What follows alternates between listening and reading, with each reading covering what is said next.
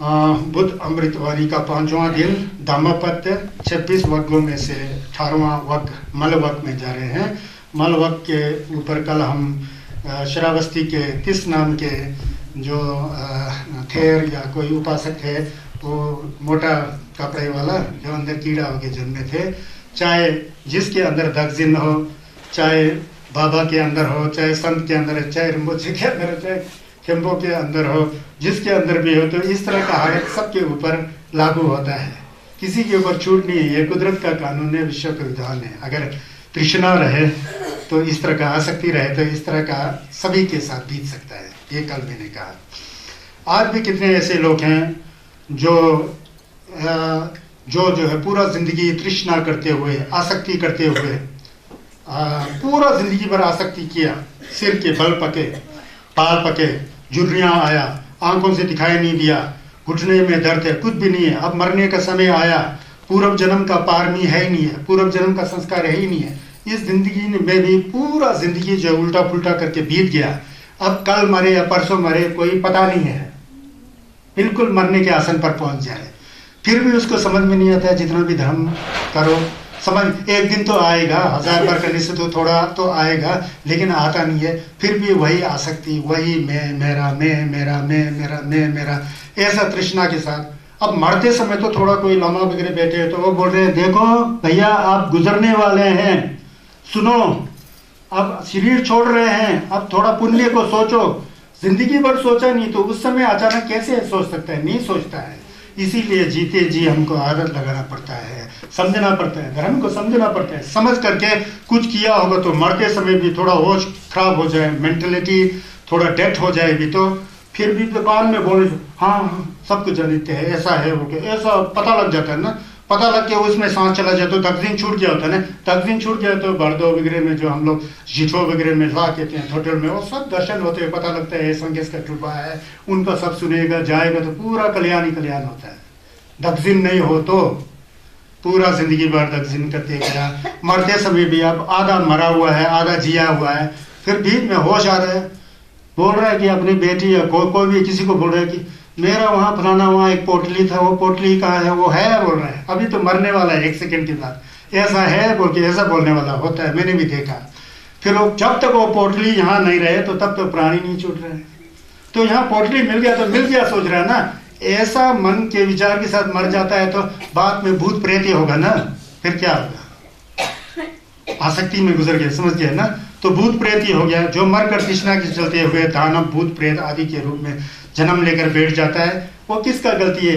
किसी प्रभु ने, किसी अल्लाह ने, किसी नैना देवी ने, चामुंडा देवी ने, कोई गुरु मुझे का टुलबा ने आपको यहाँ जा बोल के धकेल के थोड़ी डाला, खुद का कर्म है ना।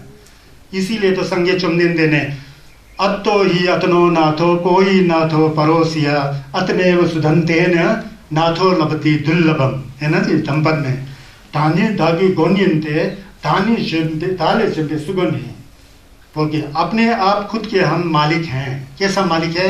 हमारा शरीर हमारे साथ है, हमारा मन हमारे साथ है, हमारे मन को सुधारना हमारा काम है ना। अगर छोस करोगे तो, नहीं करोगे तो फिर चरवाक की तरह मौज करो, जो भी करो, पैसा नहीं है तो दूसरे से ऋण लो, क्या चुकाने की जरूरत है? ऐसा ढीठ बनेगा तो मरने के बाद जो होता है पता नहीं, उल्टा पुल्टा होकर चला जाता है। हम लोग तो बुद्धिजीवी हैं, छोस समझने के लिए कर रहे हैं ना, तो इसलिए जीते जी थोड़ा छोस का संस्कार होना चाहिए। छोस के संस्कार करते समय जो है ना, वहाँ आपका भाई बंधु या कोई हेल्प कर सकता है, खुद को करना पड़ता है। नहीं जी हम तो अभी नहीं कर सकते हैं, घर में बड़ा झंझट है ना जी, इतना बड़ा परिवार है, बाद में कर लेंगे समय मिले तो। देखो कैसा सोच विचार है, सोच को ये गलत सोच है ना। फिर हम भी पहले लामा नहीं बन गए, नहीं जी लामा लुमा नहीं बना, हम तो संसार में मौज करना है, एक सुंदर सा बीबी चाहिए, पैसे चाहिए, रुपये चाहिए, बंगला चाहिए, वे मैं कर सकता हूँ ना। सोच के जिल्लत से तो मैंने ये बिल्डिंग बनाया ना, इसका मैं दुरुपयोग करे तो मैं पापी हूँ ना। तो मैंने ये बिल्डिंग बनाया, कितना फायदा है, नहीं है कि नहीं है? किसके लिए? हम सबको बैठने के लिए, सुनने के लिए, ये सब व्यवस्था है, अच्छा नहीं लग रहा है तो मैं अपना स्तुति नहीं कर रहा हूँ, एक आपको प्रेरणा के लिए ये बात कह रहा हूँ, समझ गए ना। तो ऐसा समझना चाहिए। तो मेरा ये कल हम लोग ने खत्म किया था, ऐसा इसका भाव निकलता है। हम लोग क्या किस चीज़ का परायण कर रहे हैं? छोस का परायण कर रहे हैं। छोस क्या होता है? धर्म होता है। धर्म को पुरानी भाषा में धम्म कहते थे। धम्म क्या कहता है? सदाचार का जीवन जीना, चाहे आप गृहस्थ हो, लामा हो, भिक्षुनी हो, सदाचार का जीवन। सदाचार कहने में बहुत सरल लगता है सदाचार, लेकिन सदाचार बना कोई नहीं होता है, बनना पड़ता है। ये होता है, ऐसा होता है। आगे चलता हूं मैं। कल हम लोग वहां तक गए थे, ये क्या कहते हैं, मल वर्ग का छठा गाथा हमने समाप्त किया है। आज 7वां गाथा में जा रहे हैं। मल वर्ग का टीमा का है। असज्ज जय मला मंता अनुष्ठान मला गरा मलम वन्न नस्य को सज्जं पमादो रखतो मलम। कितना अच्छा ये वाणी है, देखिए।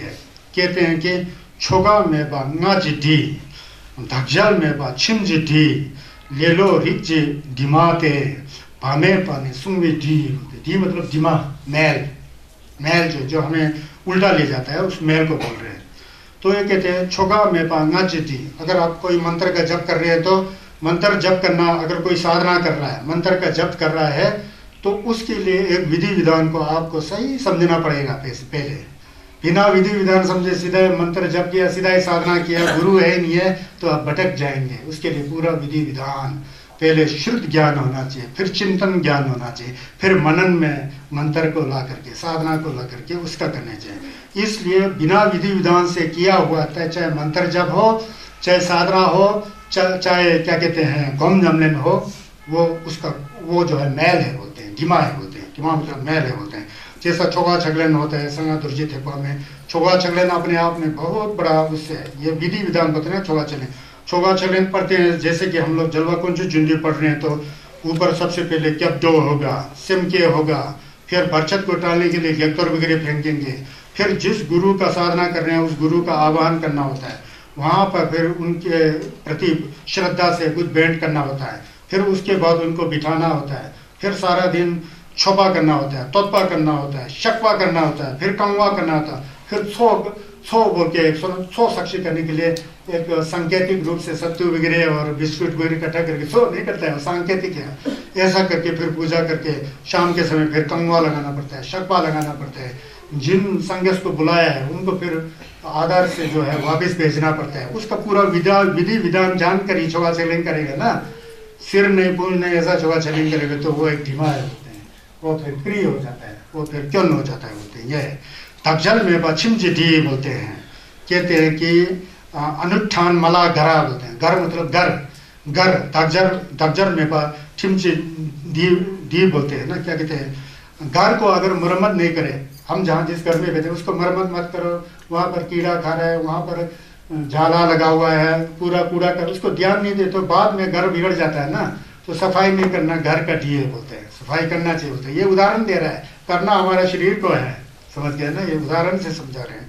उसी तरह लेलो रिक्जी दिमातेस, अब सुस्त बैठे हैं, कोई अच्छे कर्म कर सकता है, इस शरीर को हम जो है तटस्थ भाव में रह करके, होश हवास में रह करके इस शरीर को हम पुण्य में लगा सकते हैं, छक कर सकते हैं, कोरा कर सकते हैं, दान कर सकते हैं। ऐसा अब आलस्य है, और मन में भी हमको विकार को हटाने के लिए, नमतों को हटाने के लिए साधना करनी चाहिए, वो नहीं कर रहा, आलस्य है। वो आलस्य जो है मतलब शरीर और मन की सुंदरता का मैल है बोलता है। अगर नहीं करोगे तो मैल जम जाए, कभी नहीं। मन इतना सुंदर है, शरीर इतना सुंदर है, यही शरीर बाद में जाकर के बुद्ध हो जाता है, यही मन बाद में जाके बुद्ध ज्ञान हो जाता है। तो उसको आप पूरा मैल जमा करके विकार से ग्रसित कर रहे हो, तो ये आलस्य जो है मैल है, शरीर की सुंदरता और मन की सुंदरता का मैल है। हमारा शरीर ही मंदिर है, हमारा मन ही बुद्ध है, समझ गया ना। ऐसा जाना चाहिए। किशाओ ड्यांगदु में हुजुई लखंग, कशाओ सेमदु में हुजुई संज्ञास, असली धनपन मिक्सा लास्ट में। इसीलिए तो गुरु मुझे थोलशब में रोज बोलता हूँ मैं, रमलुई लखंग हिम्बा मोमाशे समझे नंगना शुभा दोमा तो जुली डेंदु कोलवा थोलोशा। जुली ये माया रूपी शरीर है, इसका सदुपयोग करे तो यही माया रूपी शरीर जो है तथागत बुद्ध के शरीर में परिवर्तित हो जाता है। जब हमारे मन से विकार हट जाता है, शुद्ध हो जाते हैं, बुद्ध हो जाते हैं, तो शरीर तो बुद्ध का शरीर होगा ना। बुद्ध हम खुद ही बने ना, इसीलिए संज्ञा अंदर है, हमारे चित्त के अंदर, हमारे मन के अंदर जो है बुद्धता होने की पूरी क्षमता है। इसलिए तो हम लोग साधना करके, साधना में हम लोग को पता लग रहा है ना, क्यों पता लग रहा है? विकार हट जाता है तो साधना में हमको अनुभव हो जाता है, कुछ प्रशुद्धि आती है, प्रीति आती है, धीरे धीरे उस प्रशुद्धि और प्रीति से भी विकार हट जाता है और गहरा जा जा जा जा जा करके बाद में पूरा नमतों से बाहर आ जाता है। उसको कहते हैं क्लेशातीत, रागातीत, द्वेषातीत, या तो ऐसा बताए क्लेश भंग हो जाता है, राग भंग हो जाता है, द्वेष भंग हो जाता है, भंग की अवस्था में आ जाता है तो बुद्ध बन जाता है ना। तो इसी दृष्टि से बोलते हैं ये जो है आलस्य नहीं होना चाहिए, लेलो नहीं होना चाहिए। आजकल करके हम लोग मर रहे हैं, मरना है। रुपया पैसा धन संपत्ति अच्छा होना, ज्यादा अच्छा होना बहुत अच्छी बात है, पहले सुनम किया हो ना तब तो आपको मिल रहा है। यह भी दो तरह से मिलता है, एक तो लोगों को धोखा दे करके, कपट करके, भ्रष्ट करके मिलता है, उसका तो बाद में भोगना ही पड़ेगा। जो कुछ भी नहीं करके पहले से आ के स्वतः अपने आप से आ रहा है तो पहले सुनम किया होगा, पुण्य होगा, कुछ दान दिया होगा, कुछ अच्छा कार्य होगा किया होगा, उसके फल के रूप में अभी अमीर है तो अच्छी बात है। अच्छा जो छुपा होता है उसे अमीरी गरीब से कुछ लेना देना नहीं है। अमीर होते हुए भी अमीर नहीं समझता है छुपा जो होता है, अमीर होते हुए भी अमीर नहीं समझता है, और गरीब आदमी है जो गरीब होते हुए भी गरीब नहीं समझता है। उसको पता है धन दौलत से गरीब हूँ, मेरे पास शरीर तो है, ये तो अमूल्य है, इसके द्वारा मैं बहुत अच्छे कार्य कर सकता हूँ। ऐसा भाव छुपा में आता है, धर्मिष्ठ लोग में आता है, धर्मस्था होते हैं संस्कृत में, जो धर्मिष्ठ हो चुका होता है उनके मन में ऐसी भावना आती है। ये होता है छस का मतलब, ऐसा होता है छस, समझ गया ना। बाकी दूसरा चीज मेरे को बोलने की आवश्यकता नहीं, इस पर मुझे बहुत ज्यादा बोलना है, दंपत पढ़ा रहा हूँ ना, मेरे को डोलमा पढ़ना चाहिए, बर्शिल, वो तो आप करते ही हैं, डोलमा पढ़ते हैं, बर्शिल हमसे करते हैं, खेचू का मेला में आते हैं, धुआं लेते हैं, झिल्लम लेते हैं, दीप जलाते हैं, रिम्बोजियों का दर, उसको क्या बताना मेरे को, वो तो आप खुद ही जान के मेरे को बताया। आप मेरे से भी ज्यादा चुस्त हो उसके बारे में, तो जिसमें आप सुस्त हो उसमें मैं चुस्त बना रहा हूँ, ये जानना चाहिए ना। समझ रहे हैं क्या बता रहा हूँ? तो ये छत सिखाना मेरा कर्तव्य है। एक खंबो बन के मैं यहाँ पर खड़ा हूँ तो मुझे छत सिखाना है। छत धर्म, छत जो है क्या है? चित्त की शुद्धता है, चित्त की निर्मलता है, साफ मन का नाम ही छत है। साफ मन है, चित्त है, जिसमें करुणा का वास होता है, जिसमें निंजे का वास होता है, जिसमें प्रेम का वास होता है, जिसमें बुद्ध ज्ञान का वास होता है, जिसे पता है कि इस चित्त के द्वारा लोग मरे, मैं भी मरूंगा, बुद्ध भी शरीर छोड़े, मैं तो क्या चीज है मेरे, फिर ये मैं मेरा तेरा इसमें ज्यादा क्यों जाना? व्यवहार में होता है, संसार में होता है, ग खेम्बो नो अंग बोआ नो अंग आखू चाचा नो अंग आने नो छंग बोलना पड़ता है, ये तो व्यवहार है। मेरा कहने का मतलब यहाँ दगजिन नहीं होना चाहिए, मैं ही हूँ, दूसरा कुछ भी नहीं है। अधिकतर लोग यही बोलते हैं, अपना ही डींग मारते रहते हैं, इसीलिए लोगों से मिलना जुलना भी धर्म पल्ले पड़ता ही नहीं है। डींग मारने में सबसे आगे होता है, जो नहीं बोलना चाहिए वो बोलते रहता है, उनको पता नहीं है कि खुद क्या है। वो नीचे आएगा, जरूर आएगा, यहीं आएगा, दंपत में सब कुछ आएगा। दंपत को आप ध्यान से सुनेंगे ना, पूरा प्रश्नों का समाधान आप इससे प्राप्त कर लेंगे। ठुनीमाली प्रश्न, जो प्रश्न ये तो खानमिक सा प्रश्न मानिए, जो धर्म से जो जो जो जो प्रश्न होता है उसका जवाब सब दंपत बुद्ध अमृतवाणी से प्राप्त होगा। बामे पानी सुंगवे डी बोलते हैं, बामे पानी सुंगवे डी। अगर कोई पहरेदार बैठा हुआ है, पहरेदार उसके अंदर सावधानी नहीं है, अवसाधीन मतलब उसके अंदर नजर नहीं कि कौन आ रहा है कौन नहीं जा रहा है, उसके अंदर असावधानी है। असावधानी वाला पहरेदार तो खतरनाक है ना, चोर आ रहे देख ही नहीं रहे, अपना मस्त खैनी वगैरह खा रहे हैं, वहां से क्या जा रहा है क्या नहीं जा रहा पता ही नहीं है, सावधान नहीं है, और वहाँ चौकीदार आ गया, अंदर आ गया चोर, घुस के सब लूट के चला गया और पहरेदार को होश ही नहीं है। तो ऐसा पहरेदार भी जो है वो माल है, दिमाग होता है। अब वो हमारे मन से लीजिए, हमारे अंदर क्या हो रहा है क्या नहीं हो रहा है, अपने मन से देखना चाहिए ना, अच्छा हो रहा है कि खराब हो रहा है। मन को ही मन के द्वारा पहरेदार होकर के देखना पड़ता है। पहरेदार, कहीं मैं गलत तो नहीं सोच रहा हूँ, कहीं मैं किसी का चुगली तो नहीं कर रहा हूँ, गाली तो नहीं कर रहा हूँ, उल्टा तो नहीं सोच रहा हूँ, ये तो नहीं कर रहा हूँ। होश होना चाहिए, पहरा लगाना चाहिए। मैं बोला ना, आते जाते सांस के ऊपर पहरेदार की तरह खड़े आओ, सांस गया तो गया, आया तो आया, इससे बहुत अमृत मिलता है। तो इसलिए जो है मन में होश हवास के साथ पहरा लगाना चाहिए अपने मन को ही। अगर असली छुपा हो तो चारों कोरा लगा सब किया, दिन में वहाँ बैठ करके थोड़ा एकांत, लोगों से ज़्यादा गपशप में एकांत में बैठ के अपने मन को देखो, सुबह से मैंने क्या किया, अभी किसी को गलत तो नहीं सोचा, पहरा लगाओ, देखो गलत सोचा हो तो कल से मत करो, अभी से मत करो, ऐसा, इसके लिए ये उदाहरण के तौर पर ऐसा दिया गया है। तो ये कहते हैं विधि पूर्वक मंत्रों की आवृत्ति ना करना मंत्रों का मल है, मरम्मत ना करना घर का मैल है, आलस्य शरीर और मन की सौंदर्य का मैल है, और असावधानी जो है पहरेदार का मैल है।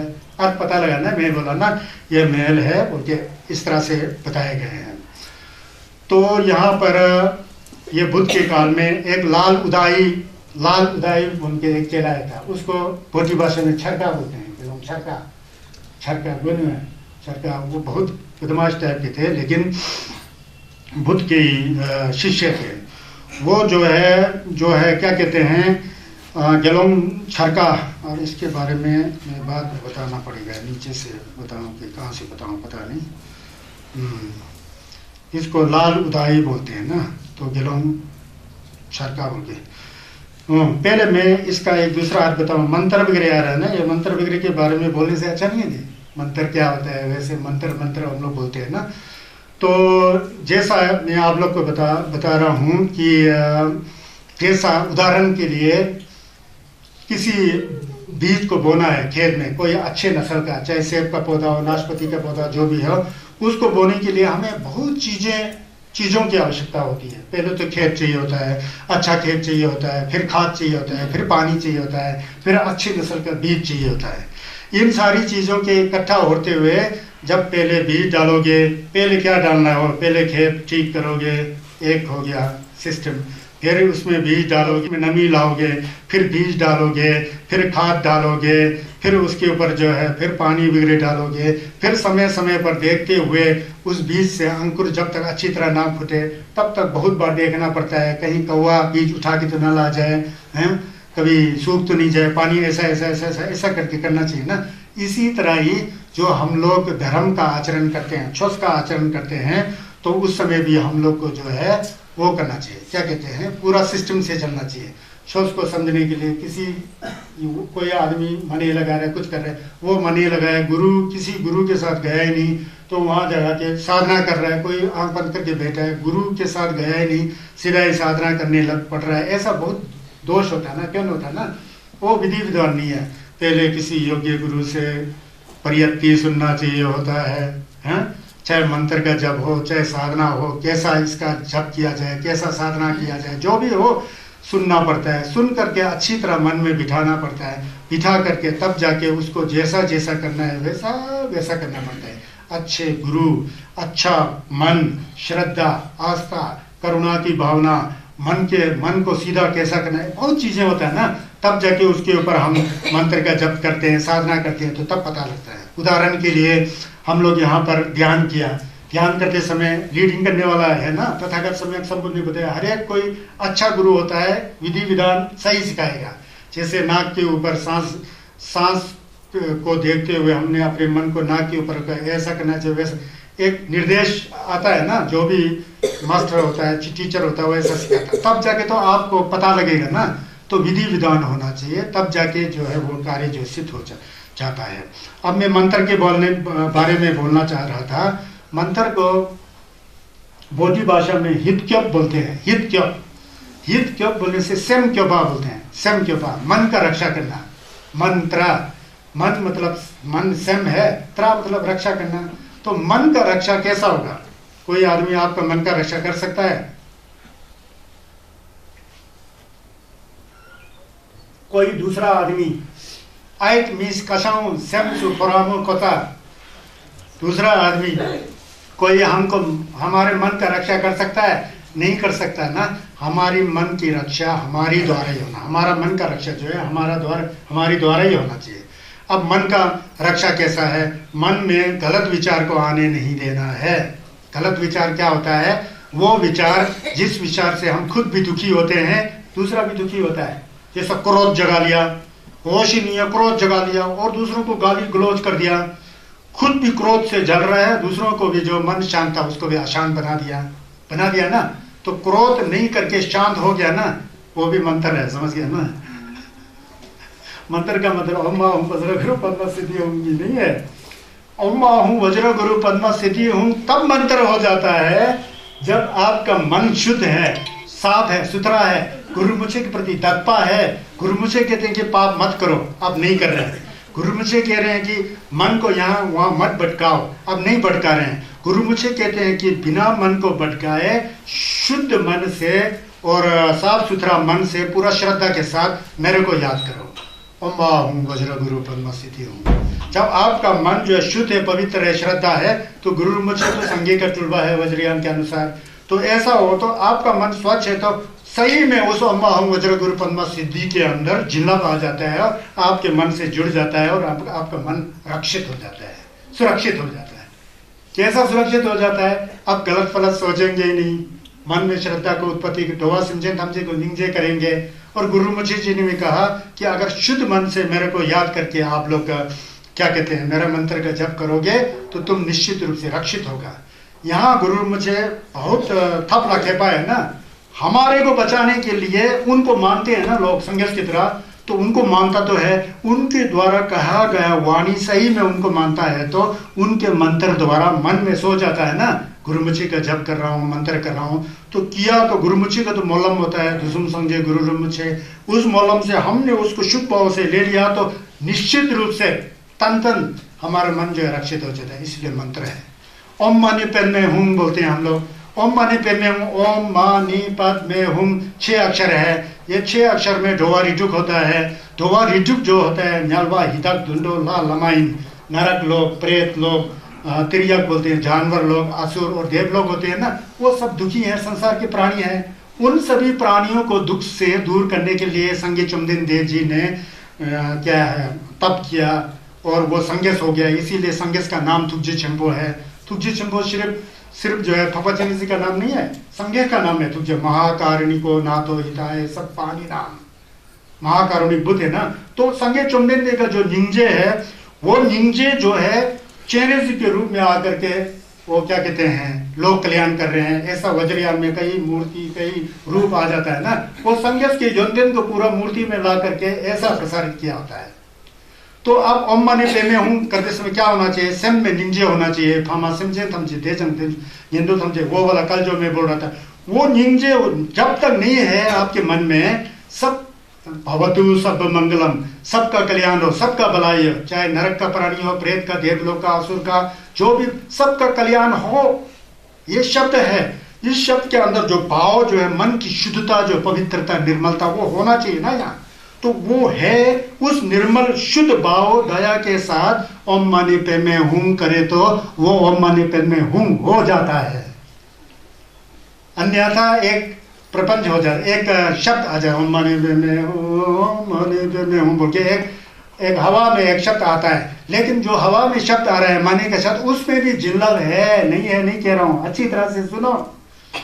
उसमें जिल्लत है लेकिन उसमें जिल्लत कम है। क्यों कम है? आपका मन मने से नहीं जुड़ा है। श्वास का ठीक तो है लेकिन मन जो है मने से नहीं जुड़ा है, इसलिए उसमें जो है जिल्लत कम आ जाता है। जिल्लत ज्यादा आना, जिल्लत का मतलब भाव, प्रभाव, अधिष्ठान, आशीर्वाद, प्रसाद, वो कम आ जाता है। कम क्यों आ जाता है? वो चेहरे से के अंदर जिल्लत कम है? नहीं। गुरुमुचे के अंदर जिल्लत कम है? नहीं। आपका मन कमजोर है, आपके मन में मैल है, क्रिय है, गलत विचार है, तो जिल्लत कहां से आएगा? समझ गया ना? तो होने सिंसमिक से है। छस जो है बहुत आसान काम नहीं है, जो छस जो है बहुत वो है, बहुत वो है।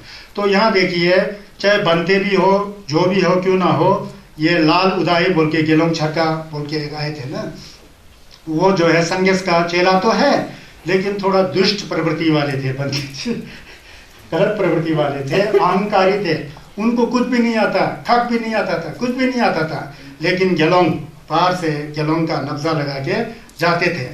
तो शारीपुत्र और महामुद्गलियान, शारीपुत्र मतलब संगेस के दाएं तरफ बैठने वाले हैं ना, वो बाएं तरफ। शारीपुत्र प्रज्ञा में सबसे आगे, विपश्यना में सबसे ज्यादा उत्कृष्ट है तो शारीपुत्र जी थे, शरीभू बोलते हैं, सबको पता है। मंगल जी भू में महामुद्गलियान संगेस का दूसरा चेले थे। ये दो संगेस के शिष्य थे बहुत बड़े।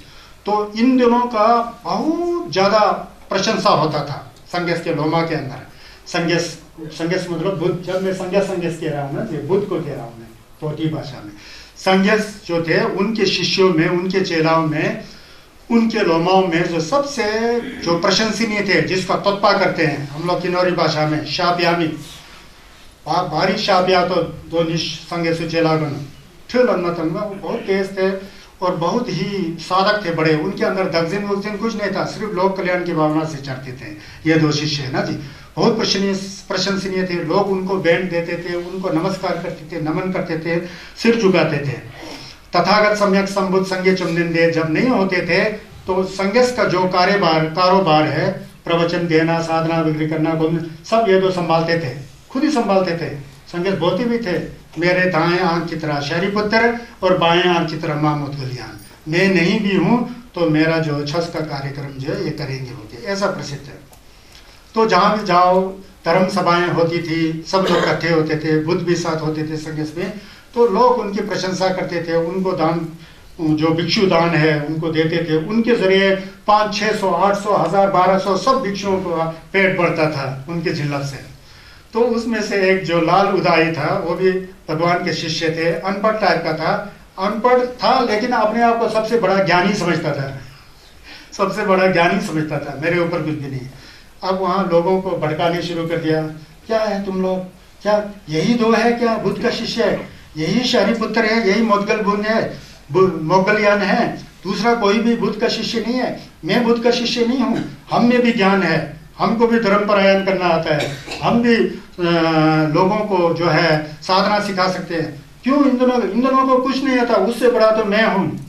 लाल उदाई ऐसा कहता है, तो मैं हूँ, ये हूँ बोल के ऐसा एक बार बोला, 2 बार बोला, 3 बार बोला। फिर लोगों ने समझा हाँ हम लोग रोज रोज जो है शहरीपुत्र और महामुदगलियान से जो है शब्द सुनते हैं, धर्म का परायण सुनते हैं, बुद्ध अमृतवाणी का पान करते हैं। हाँ कभी कभी इनसे भी सुनना चाहिए, लगता है ये विद्वान है, बुद्ध बोल रहा है, यही विद्वान होगा शायद। फिर ठीक है बनते, कल परसों आपसे ही सुनेंगे बोल के ऐसा। फिर कल से वो लोग शहरीपुत्र और महामुदगलियान के पास नहीं गए, जो उपासक उपासक थे, जाकर के ये लाल उदाई के पास गए, एलोंग छाटा के पास। वहाँ जाके नमस्कार किया, पंते जी आपके पास आए हैं, आपसे हम धर्म जो है सुनना है। सर उसको आता था भी नहीं, कुछ भी नहीं आता था।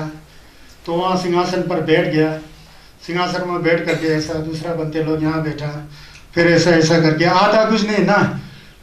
आज मैं सूत्र का थोड़ा स्वर में गाना जैसा गेय को गाता हूँ, मतलब सूत्र का जो थोड़ा पाठ करता हूँ, थोड़ा थका भी हूँ। ये दूसरा बनते हो करेंगे बोल रहे। फिर दूसरे को प्रवचन करने दिया, खुद को गाना भी नहीं आता था, गाथाएं गाना भी नहीं आता था। ऐसा करके एक दिन बीत गया, फिर दूसरे दिन ऐसा किया, फिर भी पाना करते हुए ऐसा वैसा। एक दिन तो आया ही नहीं, पहले वाला खुद नहीं बोला हुआ आया ही नहीं। ऐसा कई बार हुआ, मतलब ये बहुत लंबा जा रहा है, कई बार हुआ। फिर लोगों को पता है कि इन बंदे को कुछ आता ही नहीं है, ये ऐसे ही हम लोग को उल्लू बना के रखा है, आता ही नहीं है। तो फिर उसका जो है पिटाई करके लोगों ने, क्या है बनते आपको कुछ आता ही नहीं है, खत नहीं आता, ये है वो है बोल के निकाल ही दिया। उसको निकाल के दिया तो बाद में उपासक उपासिकाओं को जो है थोड़ा संदेह हो गया, ऐसा क्या है बोल के सब इकट्ठा होकर के तथागत सम्यक संबुद्ध संज्ञस के पास गए। तो संज्ञस के पास गए तो उन्होंने फिर बताया कि ये जो लाल उदाई जो है इस जीवन में भी नहीं, पहले जीवन में भी इसको कुछ नहीं आता था। ये क्योंकि अनाप शनाप सोचता है, खुद को ही बड़ा सोचता है, कुछ होता ही नहीं है, कुछ भी नहीं है, तो खुद को बड़ा सोचता है, आता कुछ भी नहीं है। ये पहले जन्म में भी ऐसा था, ऐसा भी ऐसा था। आप लोग ने गलत किया, जाकर के शहरीपुत्र और महामुदगलियान से ही प्रवचन को सुना करो। ऐसा ऐसा करके जो बुद्ध ने फटकार लगाया है, ये थोड़ा जल्दी जा रहा है। तो इसलिए यहाँ कहता है कि ये जो कहता है ना जी, अगर अपने पास पूर्ण रूप से मंत्र या स्वाध्याय या धर्म का पूर्ण शिक्षा आपके पास नहीं है तो सबसे बड़ा मैल है। दूसरों को पढ़ाने के लिए, दूसरों को बताने के लिए पहले खुद के अंदर ज्ञान होना चाहिए, खुद के अंदर अनुभव नहीं होना चाहिए। अगर अनुभव नहीं है, आपके अंदर ज्ञान नहीं है, आप विद्वान नहीं हो, पंडित नहीं हो, और नहीं होते हुए भी आप है बोल करके ऐसा समझते हो, सबसे बड़ा मैल है, प्रिय है। तो जैसा इसने ऐसा किया था, तो इसको ऐसा समझना चाहिए। पहले जो है बीते दिनों में बनारस में 14 साल रहा मैं, संस्कृत सीखने का बहुत विचार था, सीखा 6 साल तक खूब संस्कृत का अध्ययन किया, अध्यापन तो नहीं किया, अध्ययन का कार्य किया। वहाँ एक श्लोक याद आया, मैं कल ऐसे बैठा हुआ था, दूर में श्लोक कहते हैं कि जिसके अंदर ना विद्या है, ना क्या कहते हैं, विद्या है ना तप है ना दान है ना कुछ भी नहीं है, ऐसा जो व्यक्ति होता है ये पृथ्वी के बाहर के समान होता है बोलते हैं। तो ये ऐसा ही हम लोग मनुष्य जीवन में यहाँ आए होते हैं ना, आ करके मनुष्य में खुद का भी कल्याण नहीं किया, दूसरों को भी कल्याण नहीं किया, उल्टा पुल्टा मैं बड़ा, इस लालूदाई की तरह मैं ही बड़ा, दूसरा कुछ नहीं जानता, ये है वो है। जब अपना बारी आए तो कुछ भी नहीं है, बिल्कुल अनपढ़ गुहार निकला। तो इसलिए जो है मनुष्य के रूप में जो है पशु नहीं होना चाहिए, हम लोग को मनुष्य के रूप में हमको मनुष्य होना चाहिए। येषां न विद्या न तपो न धर्म, येषां न विद्या न तपो न दानम, बोल के बता ना क्या है उसके बाद, येषां न विद्या न तपो न दानम ज्ञानम न धर्मम न गुणो न धर्म ते मर्त्य लोके भुवि भूर्भुता मनुष्य रूपेण मृगश्चरन्ति। होके ऐसा सुबह आप लोग ने पढ़ा क्या? मेरे लोग ने संस्कृत पढ़ा थे आप लोग? क्या संस्कृत है? येषां न विद्या न तपो न दानम ज्ञानम न शीलम न गुणो न धर्म ते मर्त्य लोके भुवि भूर्भुता मनुष्य रूपेण मृगश्चरन्ति। ऐसा है जिसमें क्या है, ना विद्या है, ना तप है, ना दान है, ना ज्ञान है, ना शील है, ना धर्म है, वो मनुष्य के रूप में इस धरती पर चलते रहते हैं। बाहर है बोलता है, इस धरती के लिए बाहर है। तो कुछ ना कुछ तो होना चाहिए ना, या तो दान दिया होना चाहिए, या तो विद्या होना चाहिए, या तो शीलवान होना चाहिए, या तो ज्ञानवान होना चाहिए, या तो धर्मवान होना। कुछ भी नहीं होता तो उस मनुष्य का क्या मतलब है बोलता है। संस्कृत के सुभाषित श्लोकों में भी बहुत अच्छा बातें होती है, अमल करना और नहीं करने में बहुत फर्क है। ये जो है मैंने वही है। तो मन है ना, मन जब तक शुद्ध नहीं होता है तब तक जो है कुछ नहीं होता है। मैं कल परसों बता रहा था ना, खोर्दे कुंजी चावा रंगी सम शीलम देवा रंगी सम, ये दे बोलते हैं। खोर्दे कुंजी चावा रंगी, चाहे निर्वाण हो संसार हो, उसका मूल जो है हमारा मन ही है।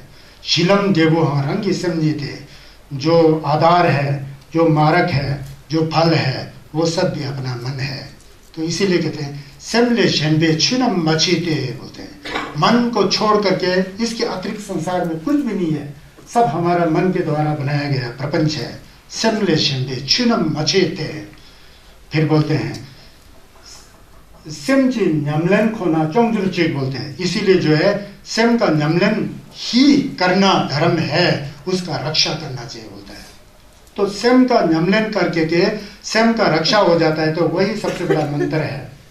मंत्र ऐसा है, लेकिन मंत्र शब्दों का उच्चारण से मंत्र होता है, वेद का मंत्र होता है। संगा दुर्जित में बहुत मंत्र होता है, ना बोल के आता है। ओम वज्र सतो समायम अनुपलय वज्र सतत्वेन उपदेश दृढ़ो में व सुतोच्छिव में व सुपोच्छिव में व अनुरक्तम सर्वसिद्धिम मया प्रयच्छ सर्वकर्मसु मैं चित्तम श्रिया करूँ। तो दुर्जय संपा के ना के अंदर सर्वकर्मसु में चित्तम श्रिया करूँ। सर्वे कर्म में जो है, सब कर्म में कर्म है, चाहे मेरा वाणी का कर्म है, चाहे मेरा चित्त का कर्म है, उसमें श्रेय होना चाहिए, कल्याण होना चाहिए, शुद्धता होना चाहिए, सहजता होना चाहिए, पवित्रता होना चाहिए। सर्वकर्मसु में चित्तम श्रिया करो। दुर्जय संपा के अंदर है ना, जब तक मन साफ नहीं आता तो पाप कैसा धुलेगा? दुर्जय संपा का नख तो पाप धुलने के लिए है, लेकिन पाप तभी धुलेगा जब हम अपने मन को खुद सुरक्षित रखेंगे। जो नख का जो छिक है उसमें जिल्लत है।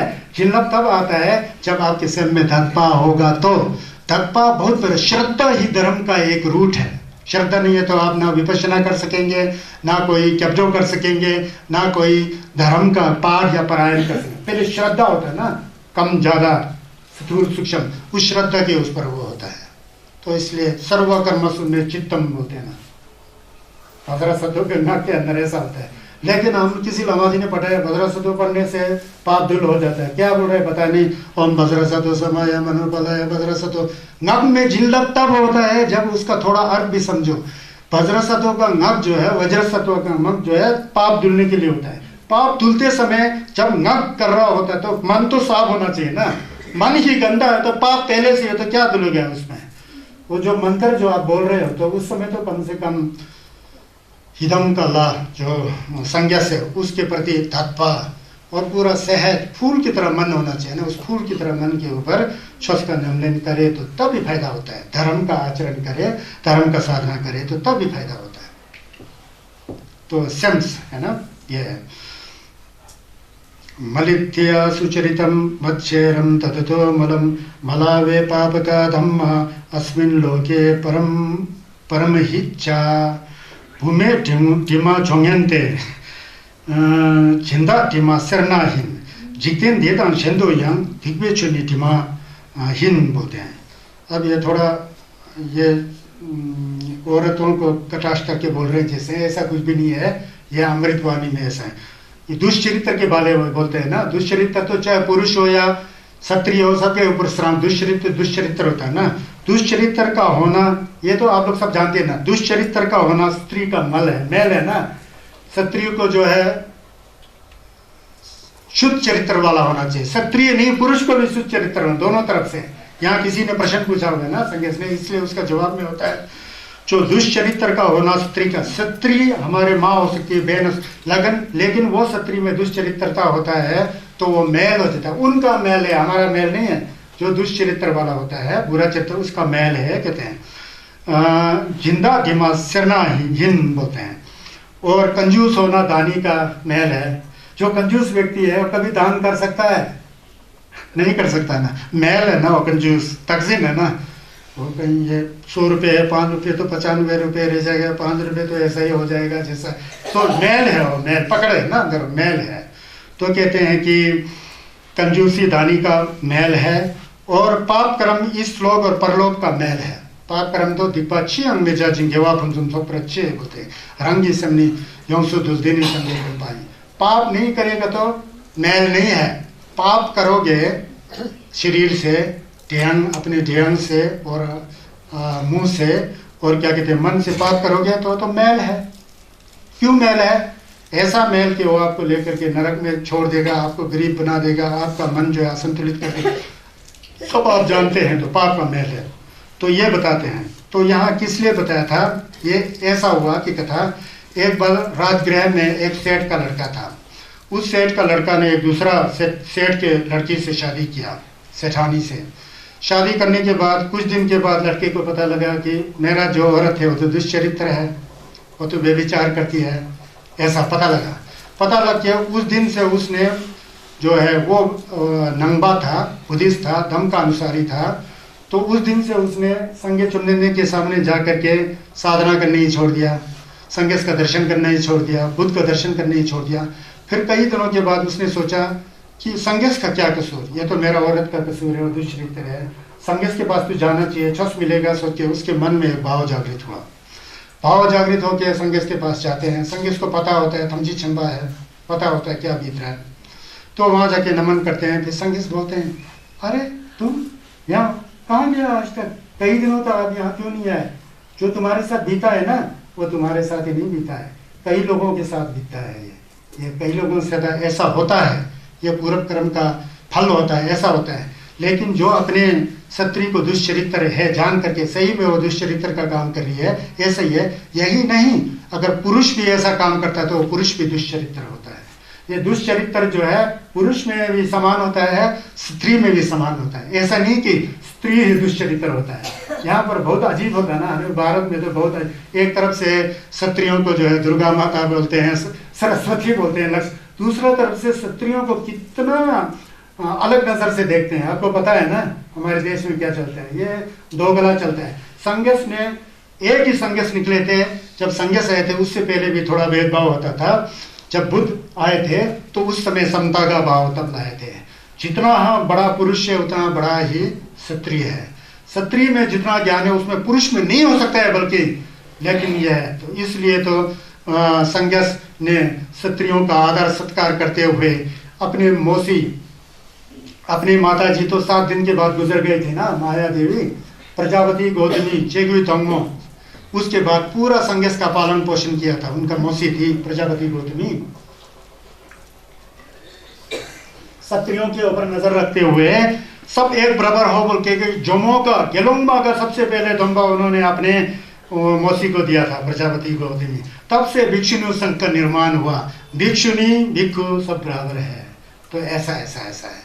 तो ये दूसरी तरफ से कहा, जैसे या क्षत्रिय लोग जो है बहुत अच्छे ममता वाले होते हैं, प्रेम भाव होते हैं, वो नदी की तरह होते हैं, सड़क की तरह होते हैं, अस्पताल की तरह होते हैं, धर्मशाला की तरह होते हैं। उनमें जो है भाव जो है पुरुष से बढ़कर होता है। ये भाव सोचना चाहिए, हमको जन्म देने वाला हमारी माँ है तो इसलिए आप बने हो, आप बनते, ऐसा होता है। इस पर आपको गलत सोचना ही नहीं होता है, उसका अपना कर्म रहा होगा पहले से, इस पर ध्यान नहीं दे करके साधना करो। यह है इसका भाव, समझ गए ना। तो यह है, तो यहाँ कहते हैं कि जो कंजूसी जो है दानियों का मैल होता है, और पाप तो जो है सभी सबसे बड़ा मैल है बोलता है। तो पाप तो होना ही नहीं चाहिए होता है, पाप का कार्य तो करना ही नहीं चाहिए होता, ऐसा है। ततो मला मलत्रम अविद्या परमं मलम एतं मलम पहत्वान निम्मला होत भिक्षवो बोलते हैं। ये निम्मला होत भिक्षवो धीमा लेचन धीमा ते धीमे था चल मरिपा धीमा देने रपंग ने धीमे जो जी गेलोंग था बोलते हैं। गेलोंग लोग को ये संगे चुमदिंदे प्रवचन कर रहे हैं, गेलोंग को कर रहे हैं, लेकिन हम लोग यहाँ से प्रेरणा ले रहे हैं, तो ऐसा समझना चाहिए। तो कहते हैं कि ये जो पहले मल बताए थे ना, मैल बताए थे, मैल जो हमें अविचलित करते हैं, हमको असंतुलित बनाते हैं, वह है। उनमें से भी सबसे बड़ा मल क्या है? ततो मला मलात्रम अविद्या परम मलम बदे। इन सभी मैलों में सबसे खतरनाक मैल अविद्या है, मरिपा, इग्नोरेंस। इग्नोरेंस जिसे कहते हैं, वो सबसे जो है खतरनाक मैल वो है, कहते हैं सब मलों से बढ़कर मल है अविद्या। हे भिक्षुओं, इस मल को छोड़कर निर्मल बनो बोलते हैं। तो ये कहते हैं कि एतंग मलम पहतवान निम्मला होत भिक्षुओं।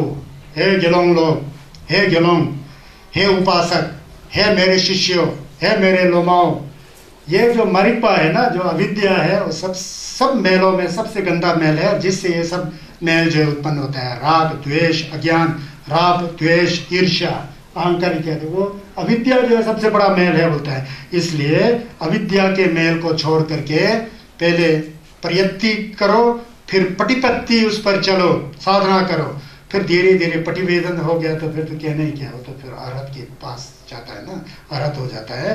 तो इस तरह से जो है उस मैल को हटाना चाहिए बोलते हैं। किस मैल को? अविद्या। अविद्या मतलब बुद्ध तो होता ही नहीं, कर्म तो होता ही नहीं। क्या यार, कहीं पर ये प्रवचन हो रहे, क्या जाना प्रवचन, मौज करो, छोलो खेलो, तो मतलब मांस खाओ, शराब पियो, व्यभिचार करो, अनाप शनाप भको, जिंदगी एक है, मर के बाद मिट्टी हो जाएगा।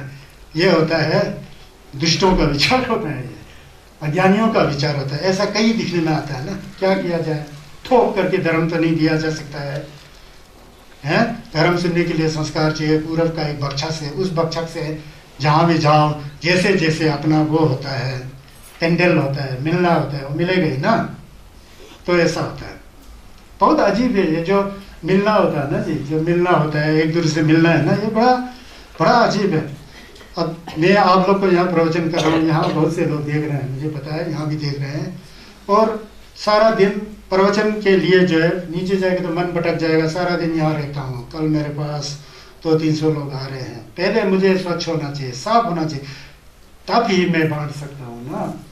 तो इसलिए मैं नीचे नहीं आता, मन भटक जाता है। यहाँ बैठ करके दिन भर अपने मन को पालिश करते रहता हूँ, अपने मन के द्वारा।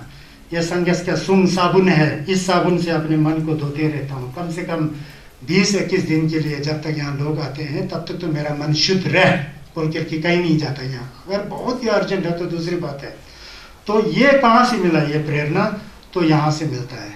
यही नहीं, कभी कभी मेरा बहुत ग्रुप है, यूरोप बुल्गारिया का है, कुछ लोग जापान के हैं, कुछ लोग सिंगापुर के हैं, मलेशिया के हैं, बर्मा का भी है, और कुछ लोग चाइना के भी, जो अविद्या है। तो ये जो है अविद्या, अविद्या किसको बोलते हैं? मरिप्पा बोलते हैं, अविद्या, इग्नोरेंट बोलते हैं। विद्या नहीं है इसलिए अविद्या है।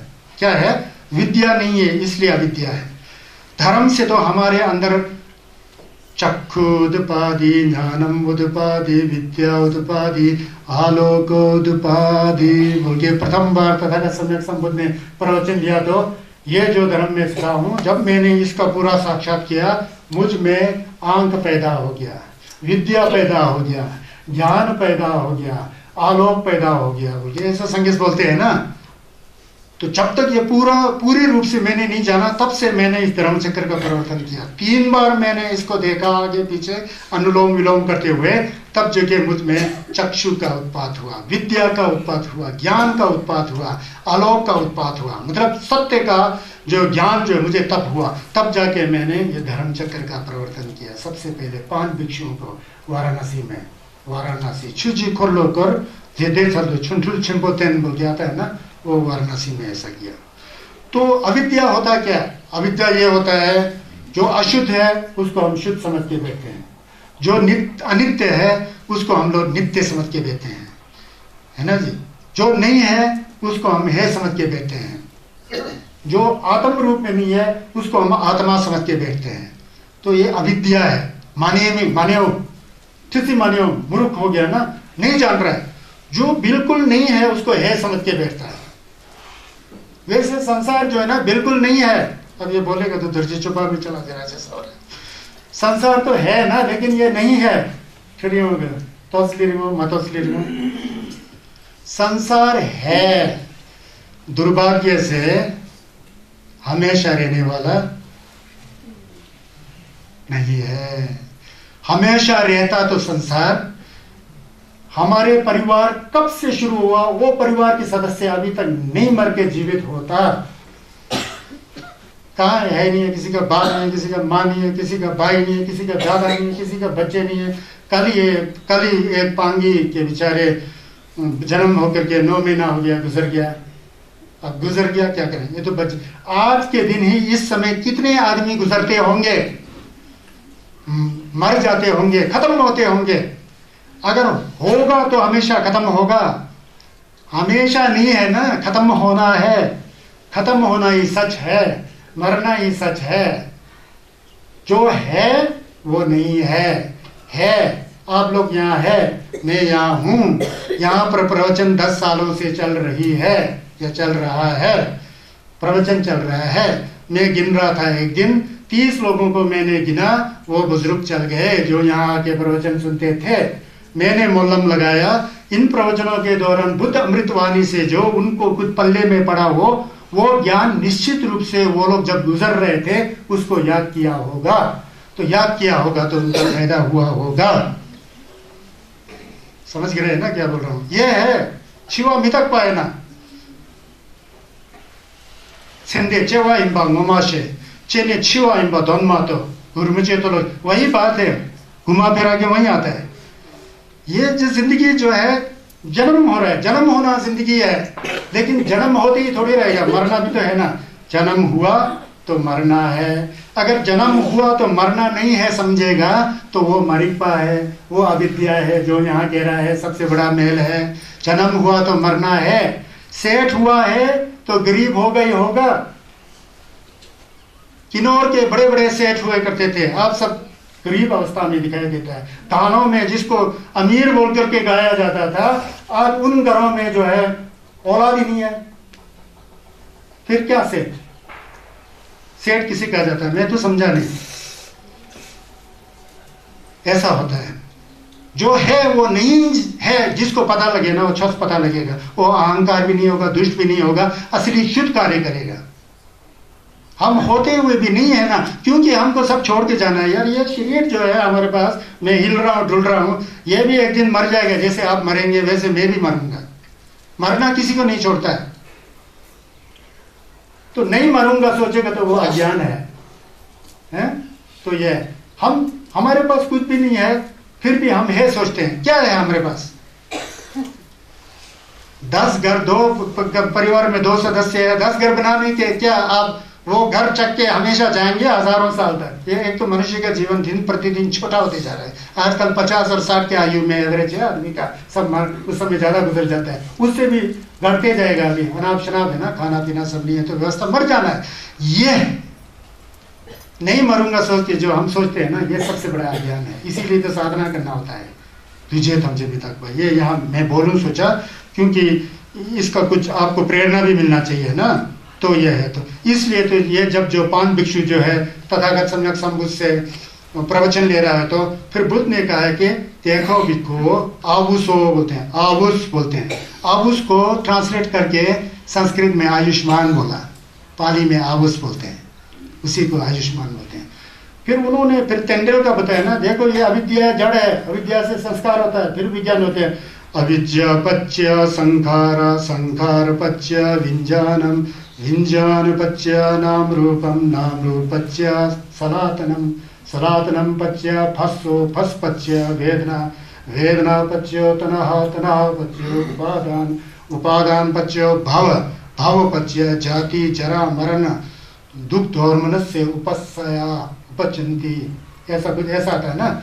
मारिक पाले तुझे के, तुझे ले नमशे, नमशे ले मिंगजुक, मिंगजुक ले क्या कहते हैं रेक्पा, रेक्पा ले छोरवा, छोरवा ले सेपा, सेपा ले लेम्पा, लेम्पा ले सिपा, सिपा ले चेवा गाशी, यानी दुंगल तमजे दिले के दो। ये मारिकपा है ना, वहीं से संसार शुरू होता है। तो जब साधना करते हैं तो जा करके मारिकपा के पास पहुंच जाता है, अब तू ही है, यहीं से तृष्णा होता है, तुझे मैंने देख लिया, अब तू काम नहीं करेगा। उनके बुद्ध ने वहाँ बोला था ना, वो बुद्ध हो चुके थे, ये बहुत लंबा हो जाएगा। तो ये सोचना चाहिए, मारिकपा सब मेलों में से सबसे गंदा मेल है। मैं और मेरा सबसे बड़ा दुश्मन है। मैं और मेरा है, मेरा मैं टेम्पो हूँ, आप लोग मेरे शिष्य हो, ये तो है, इसमें कोई दिक्कत नहीं है, व्यवहार है ना, ये व्यवहार तो चलना चाहिए। लेकिन कर्मार अब्रे मरने दम जुमा सिल्पा छुरदम मिलम लोदम तिंता तुझे छिनम देतरता। संगे चंदन दे रब्जर को कहते हैं, आखिर बार रब्जर सुनो, मैंने कहा ना कुछ भी नहीं है, कुछ भी नहीं है लेकिन सपने की तरह, जलपुंज व्यापार की तरह, ओस बिंदु की तरह, बिजली की गरज की तरह, हवा में जलते हुए दीप की तरह, हमारा पानी की बुलबुले की तरह, इस तरह से है दुनिया, इस तरह से है दुनिया। बाद में संगे चंदन देगा कुजू की नहीं है ना, मिलम नहीं है क्या, संगे का कुजू की नहीं है। उस समय लोगों ने उनका अंतिम संस्कार, आज जाएंगे तो उनका रिंगसेल के रूप में, रिंगसेल भी दिखाई नहीं देता है, छोटे दिखाई देता है, यहाँ रिंगसेल था जी, ये था जी, वो था जी, कहानी बन जाता है ना। तो ये जानना चाहिए हमारे को। सुजीवम ऐरिकेन काकसोरेन धंसिना पखंदीना भगव्यन संकलितेन जीवितम होते हैं। खाई पाओ मरबदंग थोचो चेंदंग चितोल चेन कुंजुंग जिनी छोवाते मोछा मेला छोवाहा बोलते हैं। जो चाहे भिक्षु हो, चाहे साधक हो, चाहे साधिकाएं है, चाहे आम आदमी है, तो जो है अपने फायदे के लिए यहाँ वहाँ जाता है, वहाँ फायदा मिलता है, वहाँ जाता है क्योंकि पैसा मिलता है, खाना मिलता है, पीना मिलता है, मौज मस्ती करना मिलता है। तो इस तरह से जो मोथा में पा, ठहर में पा, जिसे कोई लज्जा ही नहीं है, जिसे कोई शर्म धर्म है ही नहीं है, ऐसे लोग जो होते हैं निर्लज, कोए जैसा शूर होता है, बोलता है कौवा की तरह बोलता है। जहाँ खाना मिला तो बहुत चतुर से जाता है, जैसा कि मरा हुआ है शाम को देख करके कोई कौवा जो है नीचे शाम मरा हुआ है और ऊपर से काँव काँव काँव करके, जैसे कि खुद ने मारा, जैसा मारा खुद ही होता है, ऐसा मैंने मारा जैसा कौवा, ऐसा एक्टिंग करता है। जो आदमी सिर्फ अपने ऐश मस्ती के लिए, खाने के लिए, पीने के लिए चापलूसी करके यहाँ वहाँ दौड़ता है, उस मरे हुए शाम को देखकर कौवा नाचने की तरह बोलता है, कौवे की तरह बोलता है, उसके शर्म धर्म कुछ नहीं होता, बोलता है निर्लज कौवे जैसा, शूर जैसा बन के बैठता बोलता है। दूसरों का हर समय अहित करने वाला, दूसरों का वाला हर समय हित नहीं करता, अहित करता है, नुकसान पहुंचाता है, दुखी कराता है, बकवास करने वाला, पापी पुरुष बनकर जीवन व्यतीत करना आसान होता है। तो आजकल जानते हैं ना, जो लोग भी सेठ हैं, अमीर हैं, बहुत बड़ा पैसे वाले हैं ना, कुछ गड़बड़ जैसा नजर आता होता है। तो प्रवचन में बोल रहा हूँ ना, जैसे प्रवचन में ऐसा है तो मैं ये ऐसा है, जैसा मैंने आपको बताया कि जैसे मरे हुए अजगर शाम को देख करके कौवा जो है काँव काँव कर रहा है, जैसे कि मैंने मारा जैसा ना, तो इस तरह से एक्टिंग करते हैं, होते हैं। तो आज के युग में कैसा कैसा होता है आप लोग जानते हैं ना। तो ऐसा है, जैसा कैसा है, खाना मिलता है, पीना मिलता है ना, नाग पंचमी जैसा त्योहार, जिस शाम को पूरा जिंदगी भर मारते रहता है, लाठी मार रहा है, पत्थर मार रहा है, नाग पंचमी के दिन वाला एक तांबे की लोटा में दूध लेकर नाग पंचमी, नाग पूजा कर, ऐसा होता है संसार।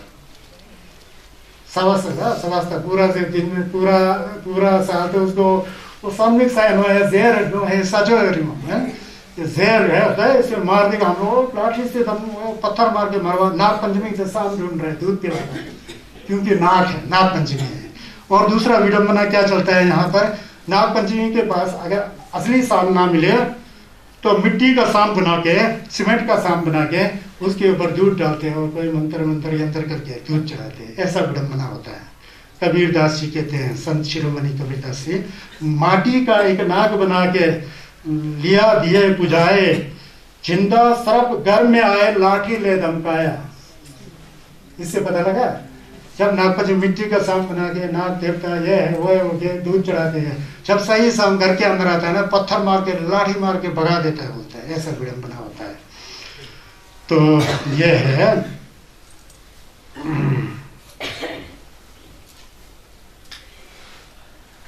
समय तो हो रहा है।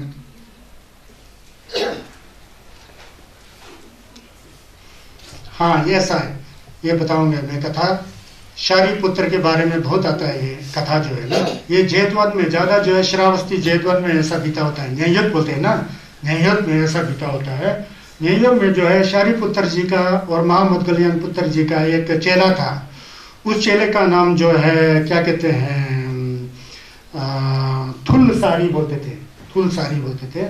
थोड़ा बहुत अमची का काम करना भी आता था, वेद का काम करना भी आता था उसको। वेद का काम करना भिक्षु का काम नहीं होता है। भिक्षु का काम होता है अपना जो है बुद्ध अमृतवाणी का पारायण करो, सुनो, फिर आनापाना सती करो, विपश्यना करो, और भिक्षु की तरह जीना होता है। फिल्म होता है उसका, एक कॉन्स्टिट्यूशन होता है, एक एथिक के अनुसार चलना पड़ता है, शील के अनुसार। हर कुछ नहीं कर सकते हैं, भिक्षु का बड़ा भारी होता है, नियम होता है। तो ये जो थुलसारी जो था, ये थोड़ा वेद का कार्य करने आता था, अंशी जिसे कहते हैं, वेद डॉक्टर का कार्य आयुर्वेद की तरह थे। तो ये जो है अपना साधना भी नहीं करता था, सूत्र पाठ भी नहीं करता था, पारायण भी नहीं करता था, और वेद का कार्य करके जो है ठीक भी हो जाता था। कई लोग ठीक हो जाता था, ठीक हो जाता कि वो लोग ये तो वेद है बोल के बहुत अच्छा अच्छा भोजन बना के खिलाता था उनको। तो भोजन वहाँ भी खाता था और साथ लेके भी आता था, जबकि ये लामा और भिक्षुओं के लिए ये जो है अच्छा नहीं माना जाता है। ठिम नहीं है, ये ठिमगल बोलते हैं। ये भिक्षु के शील के विरोध में होता था। ये ऐसा नहीं कर सकते थे, असली के लोग होते थे, वो करता था। एक दिन जब वो ये वेद का कार्य करके बहुत अच्छा भोजन उनको प्राप्त हुआ, तो रास्ते से वापस आ रहे थे, तो रास्ते में गुरु मिला शारीपुत्र। फिर शारीपुत्र को नमस्कार, पंते आप मेरे को बहुत अच्छा भोजन मिला है, चाहिए तो आपको मैं भेंट कर सकता हूँ, चाहिए तो आपको भेंट कर सकता हूँ, आपको जो भिक्षा में रुका सुखा मिला है मैं खा सकता हूँ, ले ली। शारीपुत्र ने उससे बात भी नहीं किया, कुछ बोला भी नहीं, चुपचाप निकल गए। शारीपुत्र तो बहुत बड़े धनते थे ना, गलों थे नहीं है। फिर ऐसा ही 2-3 बार किया, आइंदा भी मैं ऐसे ही वेद का कार्य करूंगा, अच्छा भोजन लाऊंगा, दूसरों को भी खिलाऊंगा, खुद भी खाऊंगा, सोच करके ऐसा करने लग पड़ा है। और कुछ जो साधना करना था, नमलीन करना था, वो बिल्कुल नहीं कर रहा है। वो खाने पीने के पीछे चला गया। वेद का कार्य करके थोड़ा अच्छा भोजन वहाँ खाता भी था, लाता भी था, ठीक भी मारता था, ऐसा। तो एक दिन ये खबर जो है तथागत सम्यक संबुद्ध के पास पहुंच गया, संगेश के पास पहुंच गया कि ये जो है थुलसारी शारीपुत्र के शिष्य हैं, ये ऐसा ऐसा कर रहा है, साधना नहीं करता है, पारायण नहीं, शिकायत होता था ना। तो फिर बुद्ध ने कहा कि ये जो इस तरह के जो काम कर रहा है, ये थुलसारी ये गलत कर रहा है, उसको फटकारा। ऐसा तो क्या कर रहा है, ऐसा कैसा कर सकते हैं, संघ का नियम है, ये जो है ये भिक्षुओं का नियम है, ऐसा कैसा कर रहा है, मुझे बहुत फटकारा। तो उसको करने से रोक दिया। फिर उसको कटाक्ष करते हुए, थुलसारी को कटाक्ष करते हुए, फिर उन्होंने ये कहा कि जो मैंने अभी जो बताया था ना, क्या है, जो निर्लज आदमी होता है, जिसमें शर्म नाम की कोई चीज़ नहीं होता है, वो कोई की तरह लोगों का फेंका हुआ जूठा वूठा सब खा लेता है, और जो है मरा हुए शाम को देख करके बहुत शूरवीर जैसा करता है। तो ऐसा नहीं करना चाहिए बोल के उस भिक्षु को फटकारते हुए तथागत ने ऐसा किया है।